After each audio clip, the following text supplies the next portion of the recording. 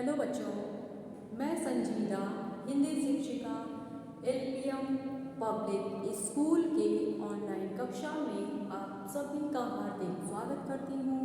प्यारे बच्चों, आप सभी जानते हैं कि आज मकर संक्रांति का त्यौहार भी है, तो मैं एक हिंदी शिक्षिका होने के नाते अपने प्यारे बच्चों को एक संदेश देना चाहूँगी कि काट ना सके कभी कोई पतंग आपकी, टूटे ना कभी डोर आपके विश्वास की, छू लो आप जिंदगी की सारी कामयाबी, जैसे पतंग छूती है ऊंचाइयां आसमान की। तो आपके और आपके परिवार को मकर संक्रांति की हार्दिक शुभकामनाएं। तो चलिए अब आज की कक्षा हम लोग आरंभ करते हैं। देखिए बच्चों, आज हम सब अपनी पाठ्य पुस्तक हिंदी व्याकरण के प्रकरण है शब्द निर्माण समास के बारे में अध्ययन करेंगे। तो चलिए हम लोग शुरू करते हैं। सबसे पहले बच्चों, आप लोगों ने पिछले क्लास में भी पढ़ा होगा कि समास क्या होता है, उसकी क्या परिभाषा होती है। समास के बारे में आप सबको पता होगा। तो चलिए हम लोग देखते हैं। हमारे पास शब्दों के बहुत सारे भंडार होते हैं और हमें शब्द निर्माण करने के लिए बहुत सारे नियम आते हैं। बहुत सारे नियमों से हम शब्द का निर्माण कर सकते हैं, जैसा कि उपसर्ग के माध्यम से, प्रत्यय के माध्यम से, संधि के माध्यम से, समास के माध्यम से हम शब्दों का निर्माण कर सकते हैं। तो सबसे पहले हम जानेंगे कि शब्द और पद में क्या अंतर है। तो जो शब्द होते हैं, देखिए, वर्णों के मेल से शब्द बनते हैं और शब्दों के मेल से वाक्य बनते हैं और वाक्यों के मेल से भाषा बनती है। तो जो शब्द होते हैं, जैसे मान लीजिए एक शब्द है मोहन, यहाँ पर लिख दिया गया मोहन। तो मोहन एक स्वतंत्र शब्द है। मोहन क्या है? स्वतंत्र शब्द है। तो इसको हम शब्द कहेंगे। और जब पद लिखना होगा तो इस मोहन का हम वाक्य में प्रयोग कर देंगे। जैसे मोहन पुस्तक पढ़ता है। मोहन पुस्तक पढ़ता है। तो इस मोहन शब्द को हम वाक्य में प्रयोग कर दिए। तो क्या है कि ये मोहन जो है ये व्याकरण के नियमों में बंध गया है, तो इसलिए इसको हम पद कहते हैं। फिर से देखिए, अगर कोई शब्द है जैसे राजा, रानी, रथ, राजकुमार, मोहन, तो ये सभी स्वतंत्र हैं। जब इनको हम वाक्य में प्रयोग कर देते हैं तो ये पद बन जाते हैं, क्योंकि ये व्याकरण के नियमों में बंध जाते हैं। तो आ गया होगा समझ में।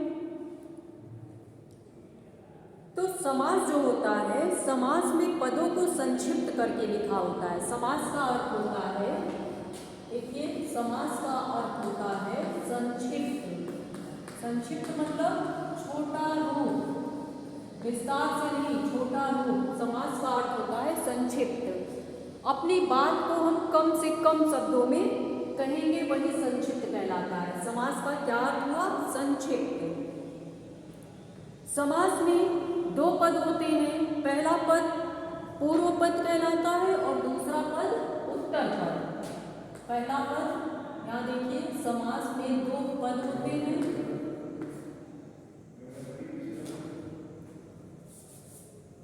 पहला पद क्या कहलाता है? पूर्व पद प्लस दूसरा पद उत्तर पद। जब इससे नए शब्द बनते हैं तो उसको बोलते हैं सामासिक पद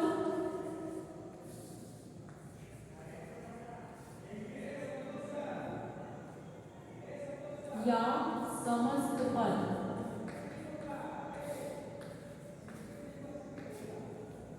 ठीक है।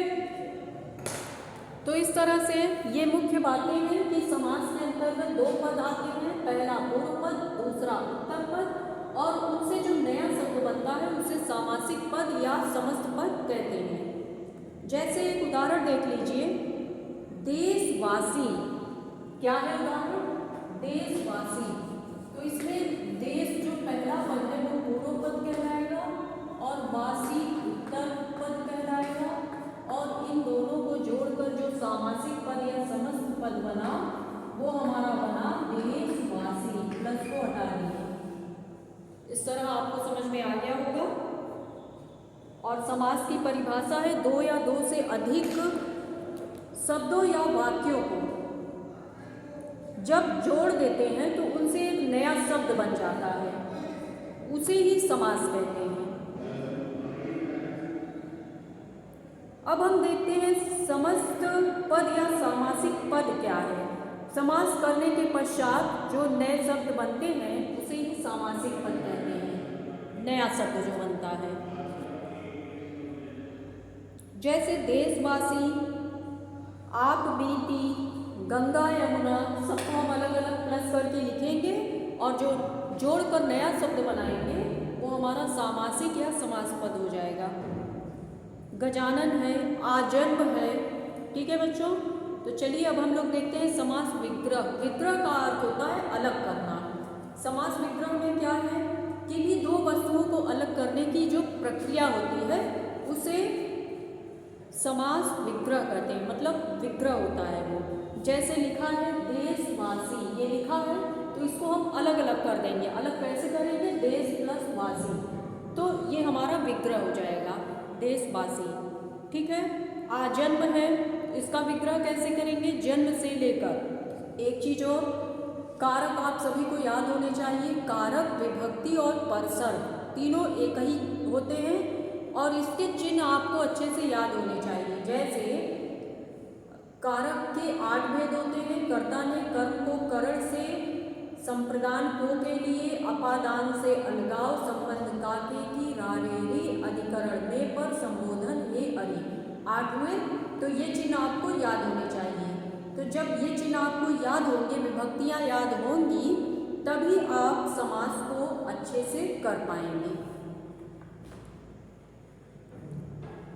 समास विग्रह जैसे आ जन्म हुआ, मतलब जन्म से लेकर, तो इसमें से विभक्ति लगी है, तो इसका मतलब हुआ जो समस्त पद हमारा बना वो बना आजन्म।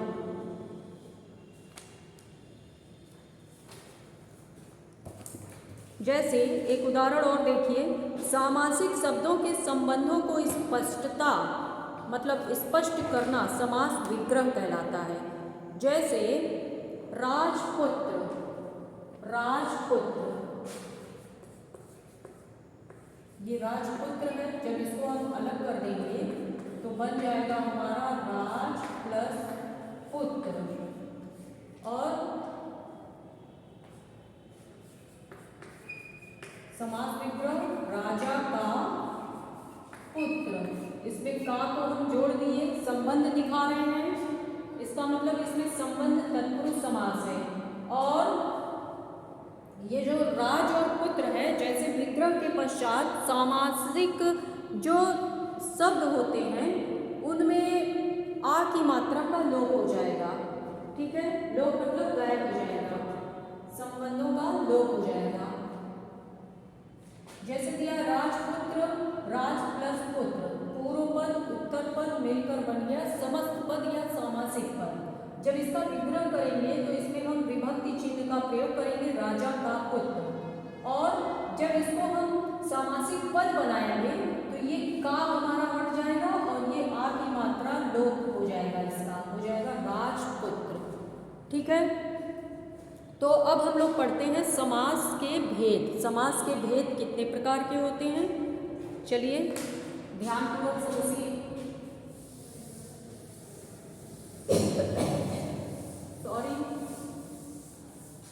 अच्छे से समझते चलिएगा बच्चों। समास के भेद, समास के भेद 6 प्रकार के होते हैं। देखिए यहाँ पर नोट कर लीजिएगा, पहले समझ लीजिए समास के भेद जो होते हैं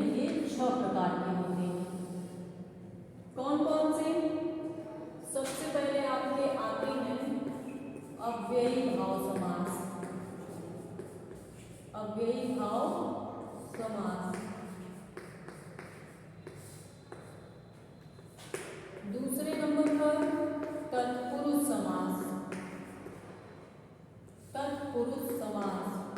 और तीसरा आपका है कर्मधारय समास, कर्मधारय समास। चौथा आपका क्या है? द्विगु समास। और पांचवा क्या है? द्वंद्व समास, द्वंद्व समास। और छठा क्या है?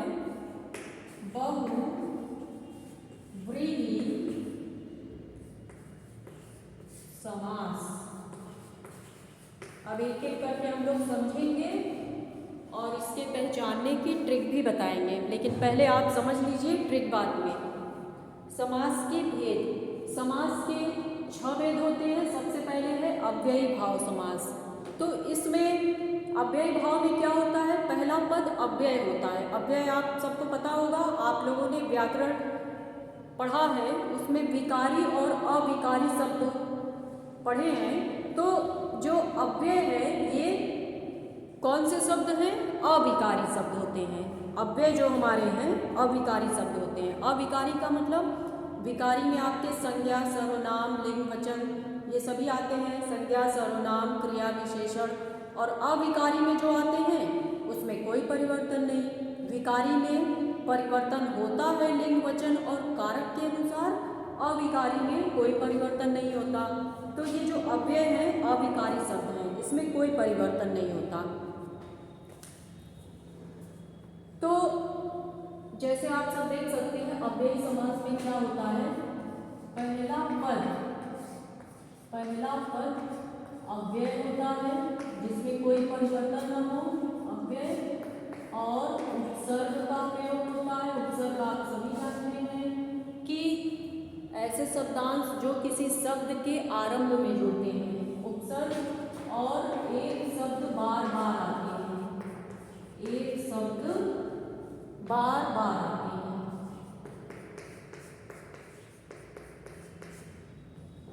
ये आपका अव्ययी भाव समास का पहचान है।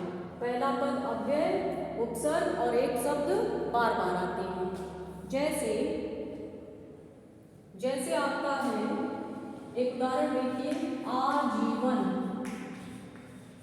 आजीवन, तो जीवन तो अलग है, इसमें आ उपसर्ग है। तो आप आ देख कर पहचान जाएंगे कि इसमें अव्ययी भाव समास है। और रातों रात, एक शब्द 2 बार आया, रातों रात। इसका मतलब, इसका जब हम विग्रह करेंगे तो हो जाएगा रात ही रात।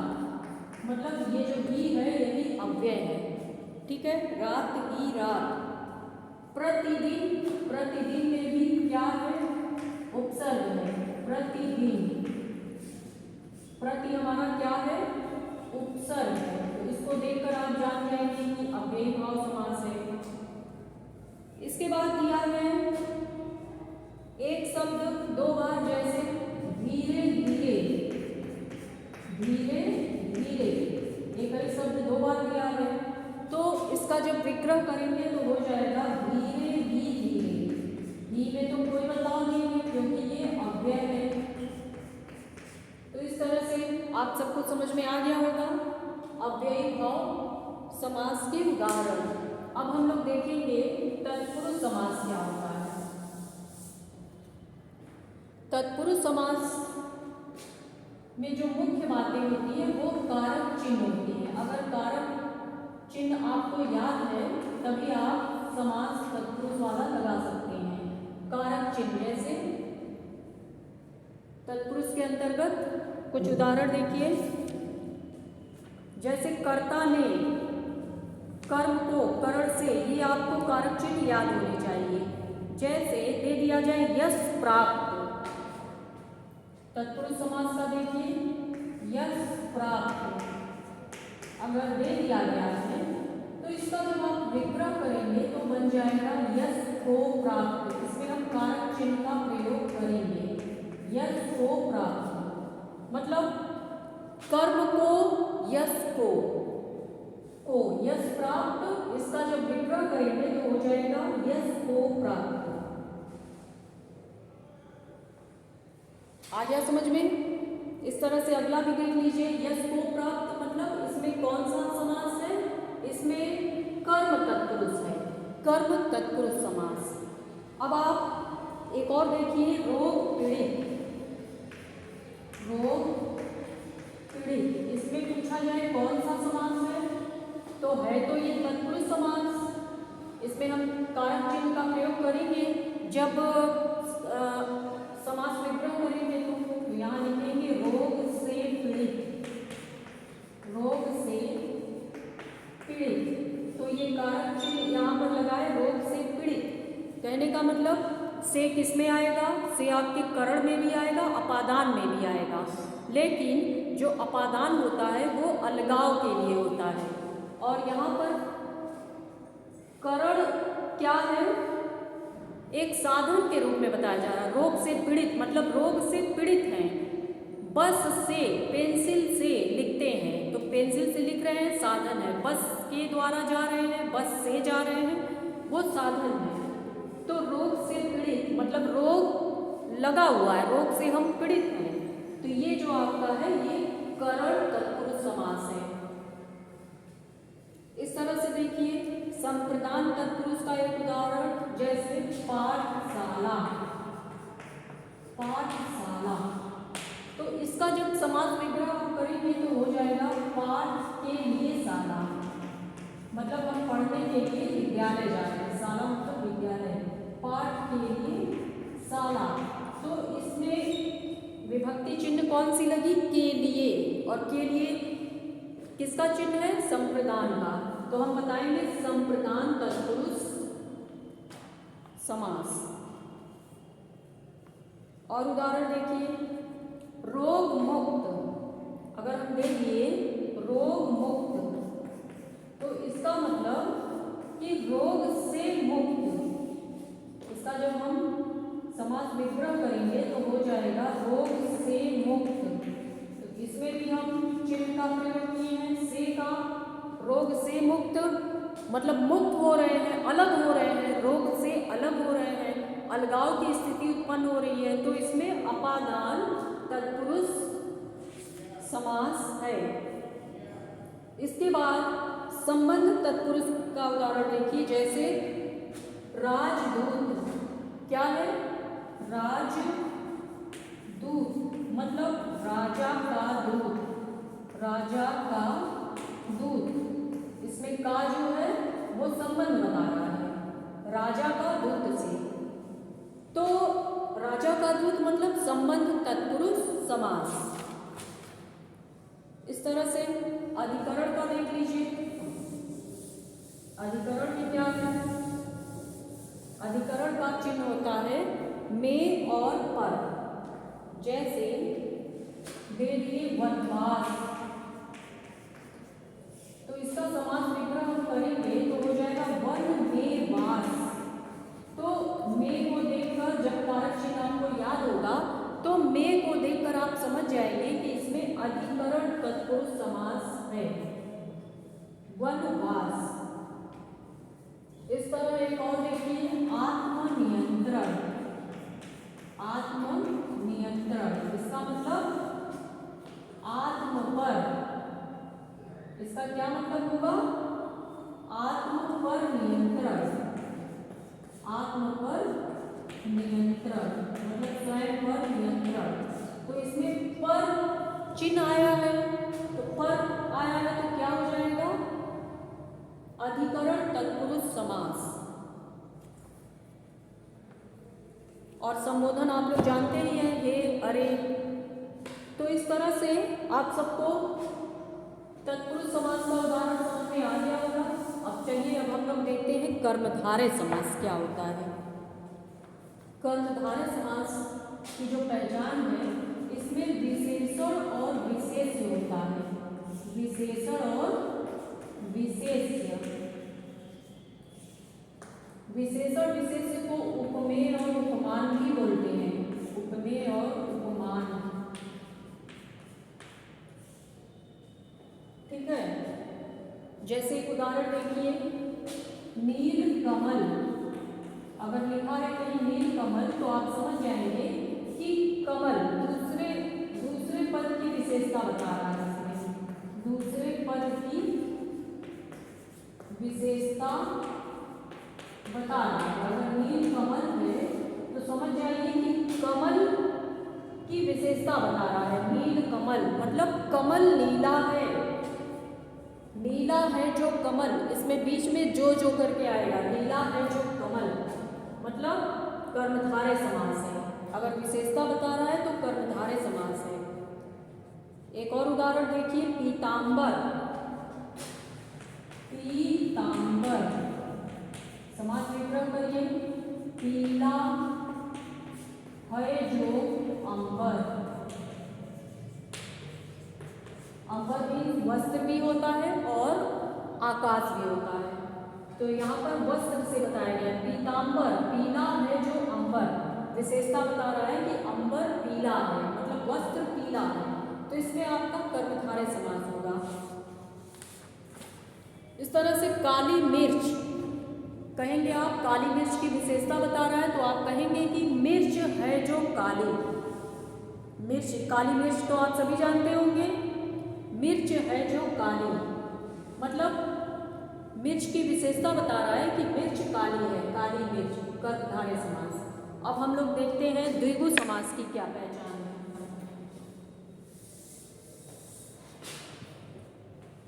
द्विगु समास,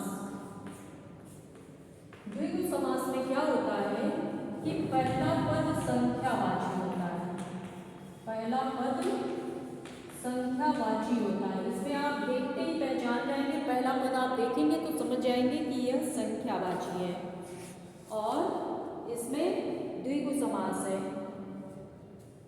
जैसे द्विगु समास के कुछ उदाहरण देखिए, जैसे मान लीजिए चौराहा है, पंचरत्न है, पंजाब है, नवरत्न है, ठीक है, सप्तर्षि है। तो इसमें पहला पद जो है वो संख्या को बता रहा है।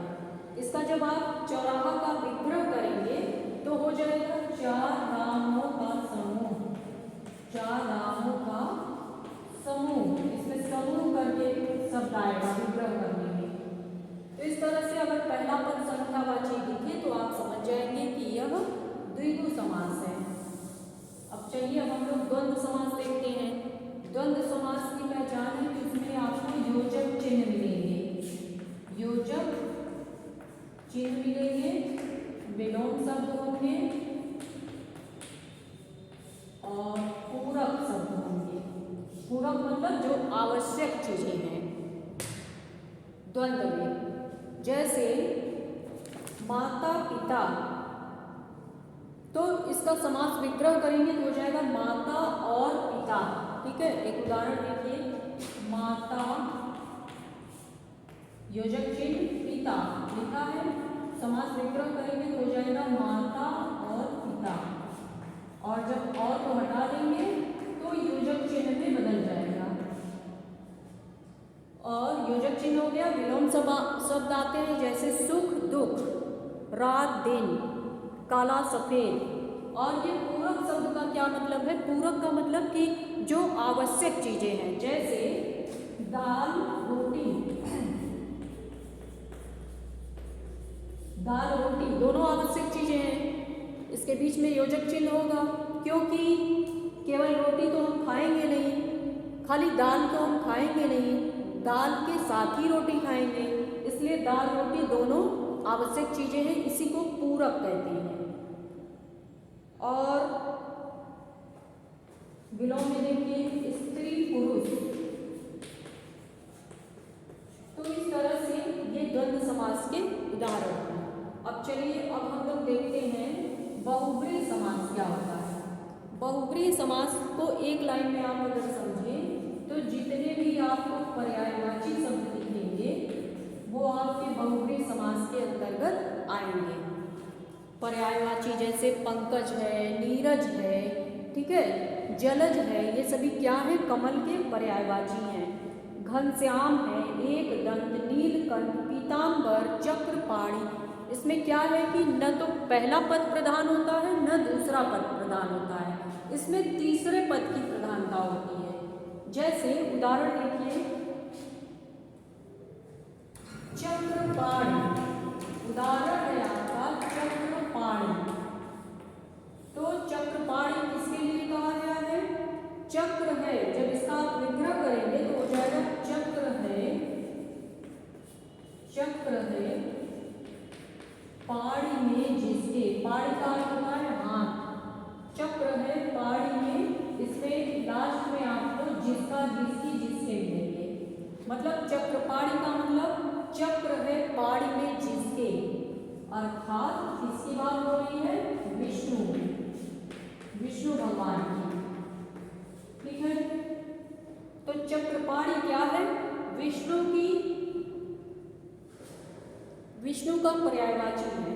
इस तरह से हम देखेंगे घनश्याम, घनश्याम मतलब जो घन के समान है, जो घन के समान है जो, अर्थात श्री कृष्ण। नीलकंठ, नीला है कंठ जिसका, अर्थात शिव। तो इस तरह से जितने भी पर्यायवाची शब्द आएंगे वो आपके बहुब्रीहि समास के अंतर्गत आएंगे। तो बच्चों, उम्मीद करती हूँ कि आप सभी को समास अच्छे से समझ में आया होगा। आप सब इसे अपनी फेयर कॉपी में अच्छे से लिखिए, समझने का प्रयास कीजिए। न समझ में कहीं अगर आए तो आप कमेंट कीजिए और लाइव क्लास में भी आप पूछ सकते हैं। तो चलिए, अब आज के लिए बस इतना ही। फिर मिलेंगे अगले वीडियो में नए प्रकरण के साथ। तब तक के लिए नमस्कार।